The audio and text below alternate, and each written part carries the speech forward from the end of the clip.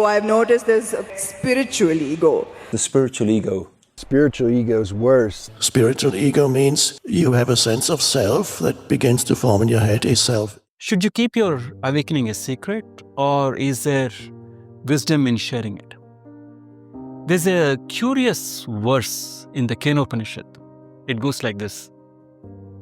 Avijñātam vijanatam, vijñātam avijanatam. Loosely translated, it means that it is unknown to those who claim to know it and known to those who know that it is unknowable.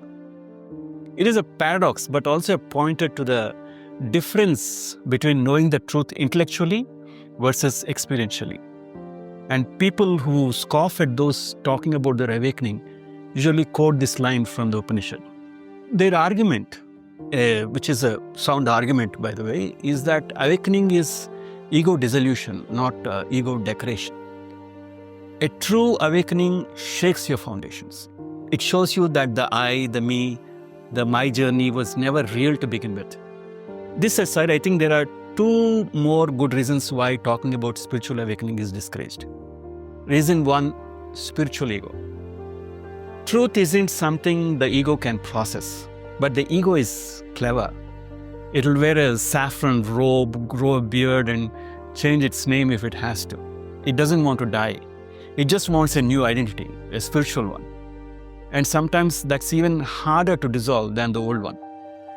A well-meaning friend once told me, hey, maybe you should wear something ethnic for these videos. I told him that's exactly the trope I'm avoiding. I'm a regular person and I want regular people like you to feel this is for them. So I wear what I normally wear, nothing more, nothing less. Reason number two, people project. When you share your inner journey, people may either idealize you or secretly envy you. Neither helps, not them, not you. That's why many spiritual traditions like the Ramakrishna mission discourage talking about one's spiritual milestones publicly. Not out of secrecy, but out of humility and protection. So then, is there a wisdom in sharing your awakening journey? Despite all the reasons we looked at, I believe there is wisdom in sharing your journey when the intention is right. Sometimes all someone needs is to know it's possible. To be honest, I never thought I could awaken. I admired Ramana Maharshi, Ramakrishna Paramhansa, but I couldn't imagine walking their path. That changed when I read a book by someone called P. Shanmugam. The book is called The Truth About Spiritual Enlightenment, Bridging Science, Buddhism and Advaita Vedanta. In my review of the book, I said, the beauty of this book is that it is not written by an exalted guru or a celebrated philosopher or a founder of a spiritual organization. This is written by a normal guy with a normal job who lives in a small town in South India. I didn't feel like the wisdom was being handed down to me from a pedestal. I felt like I'm listening to a fellow traveler who had just returned from the place I was heading to.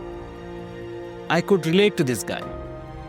This book didn't give me enlightenment. It gave me permission to believe that if it can happen to him, it can happen to me too. And most times, that's all someone needs. That's all I needed.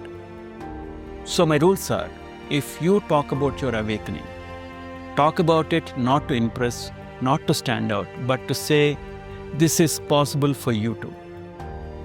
One last thing before I go, you may have noticed I use the words awakening and enlightenment in this video.